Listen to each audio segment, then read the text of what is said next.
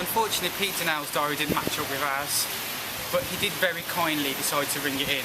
He's of course the UKIP candidate for the Police Crime Commissioner elections coming up in May, and he had this to say to us over the phone. I'm joined here with Pete Durnell. He's the UKIP candidate for the Police Crime Commissioner position. How are you doing? Let's start with that. I'm fine, thanks. Yeah, great. I'm doing good. And can you tell us a little bit about yourself and why you're running for this position? I can, yeah. I'm 52. Been married once. My wife unfortunately passed away in 1999. I currently live on my own, apart from a very energetic Cocker Spaniel who hopefully won't bark during this interview.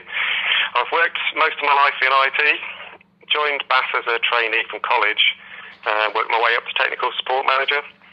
I love playing a lot of sports, but particularly cricket.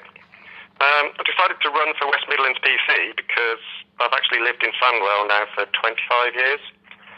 And during this time, I've seen a lot of changes, and from my point of view, not all of them good ones. Police are largely only ever seen in cars. They don't patrol on foot much, if at all. And certainly in some areas, gang-related gun and knife crime is increasing, according to recent surveys, quite rapidly. Number of sexual offences even more so. I suppose really I just couldn't see any real attempt being made to stem the tide. I'm very passionate about my own country and particularly about the West Midlands region, so I guess I just decided rather than sit at home or in an office complaining about things, get up and maybe try and do something about it. That's excellent, thank you. Let's kick off with the questions then. If you could fundamentally change anything about the West Midlands Police Force, what would it be? Well, one thing that I actually wasn't really aware of before I entered the nomination for the Police and Crime Commissioner was actually quite how bad the state of morale is in the West Midlands Police. Quite a few people have written to me, largely email, usually concerned relatives, and they're very, very concerned about their sons or their husband.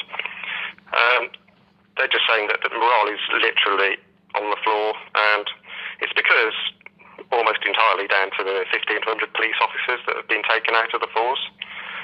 They're having to stretch themselves ridiculously thinly. They don't feel they can carry out their jobs properly. And, we all want to do our job properly and have the tools to do it. So the one thing that I'd really like to change is to be able to increase the numbers again, at least, a reasonable amount, and also to give them those tools to do their job so they're actually able to do it to their own satisfaction. Okay. A lot of young people in the West Midlands are showing concerns about the PCSO cuts. How do you plan to bridge this void? Basically, the number of PCSOs isn't quite being cut as dramatically as they were going to be. There's been a plan put in place to actually sell off buildings and so forth, which is fine, but well, I know that quite a number of my local police stations are actually being closed down, and I'm not comfortable that crime doesn't work 9 to 5, and people aren't able to just wander in and chat to somebody. They have to ring a call centre, etc. So essentially, I really think we need to take a slightly different approach and save money in other ways.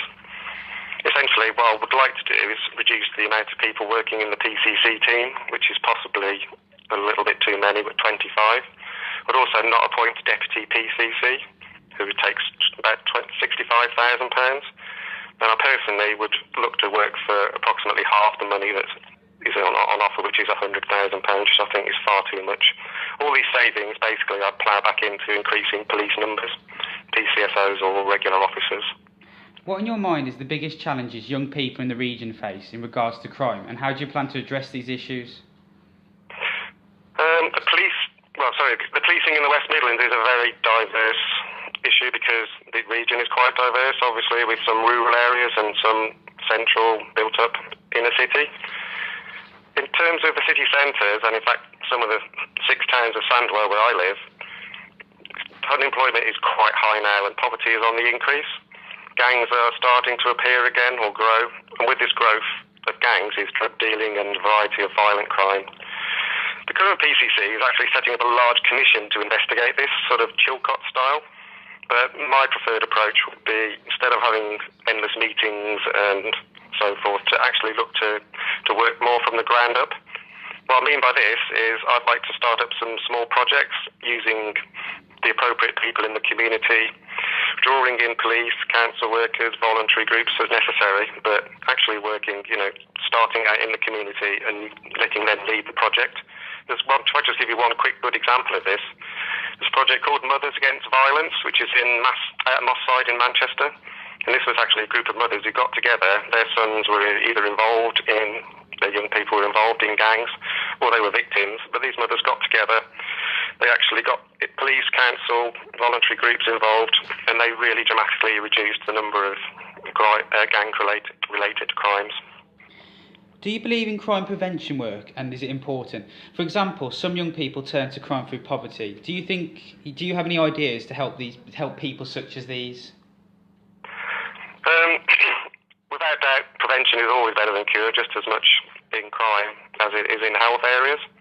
And I also completely agree that unemployment and poverty are major contributing factors to increases in crime, particularly for young people, perhaps. If you're growing up in a poor area with very few leisure opportunities, very little money, very little prospect of a job, criminal activities are going to be a huge draw, unfortunately, perhaps seen as a way of escaping.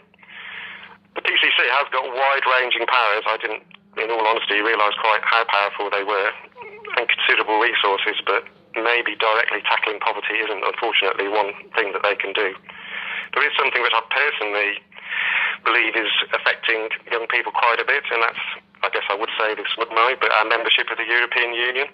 And the reason I believe this is a problem is because there's effectively large numbers of people coming in the country providing cheap labour to large corporations who are very happy to take advantage of it, but it's driving down wages, and it's meaning that young people are finding it very hard to work for the same kind of wages that people from other countries, say, where they get paid £1 an hour, can work for. And effectively, they're finding it very difficult to save for the future, to actually save for a mortgage, etc. So I believe that's something that we can obviously change in the near future. Safety on public transport has been highlighted as a serious issue for local people. What are your plans to make people feel safer? Okay. One obvious thing, it's CCTV. I mean, it's pretty much proven that monitoring via CCTV dramatically reduces the incidence of both low-level and more serious crimes. But in addition to this, there are other things that we can do. There's improving lighting at stops and stations, which makes people feel safer and effectively is making them safer, because criminals are not so likely to do what they want to do if they can be seen from a long distance. But we could also do things like initiate a request stop program. So what you can do is actually say, well, after 9 p.m. or some similar time in the evening, bus drivers are authorised to let passengers, say particularly single women, off in a safe location rather than only at bus stops. And one other thing that we could possibly do is make real-time scheduling information available on phones. So what that would mean is that if you're in a safe place, maybe a pub or something, you can actually see if the bus is late, and you'll know not to go and sit in a dark place and next to the bus stop because the bus is not coming for another 10 minutes. So those are some of the things that maybe would really help. Okay, as a man from Samwell, what's one thing that makes you proud to be from the West Midlands? I'd have to say it's really the people who live and work here. There's still a great community spirit. There's a black country sense of humour, a West Midlands pride in the region for being the manufacturing base that we've long been. Unfortunately, not quite so much now. So there's just a general pride in our history in the area that we live in.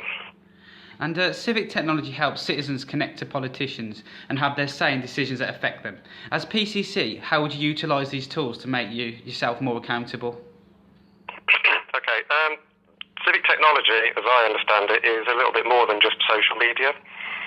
In fact, I am very easy to find already on Twitter, Facebook, my own website, plus of course email and phone. All my details are out there on social media. But as civic technology expands and changes, I'll make certain that I stay, if you like, linked in. Because I think politicians are often accused of being out of touch with what's happening, the issues that are affecting the real world and the people who live in the real world. So what I would do is use civic technology to ensure that effectively that can't happen to me. there's a potential maybe to gauge public opinion using online polls and petitions, etc. And I think these sort of things should be used a lot more by politicians and people who are in a position where they can make decisions. But obviously it's still down to them to make the right decisions, but at least they can understand what people are thinking and feeling and use that as a criteria to make the decision with.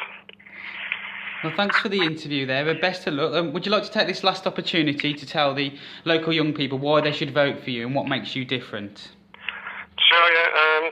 The personal qualities, because of my background, I guess, that I would bring to the role are particularly problem-solving, analysis, but also listening skills, combined with, I'd like to think, a strong, decisive leadership and ability to bring lots of different groups together. You'll get straight-talking, positive actions, results, I hope, and not spin. I certainly won't be endless inquiries. I'd like to bring policing back to communities. I'm very passionate about community policing. And if elected as Police and Crime Commissioner for the West Midlands, my primary goals would be to be visible, approachable, and also to ensure new technology is adopted in the best cost-effective manner. Particularly, I think there's an opportunity perhaps to use drones instead of helicopters, which would save a lot of money. Basically, the Police and the Crime Commissioner is the voice of the people. I don't believe it should be a career politician. Most of them seem to have been taught how not to answer questions and how to avoid being open and honest. Being accountable, open and honest is exactly what the Police and Crime Commissioner needs to be, and that's exactly what I would try to do, would do if I was elected. That was Pete Durnell. Well, it's now over to you with using the hashtag OurPCC and of course on Twitter @Civify.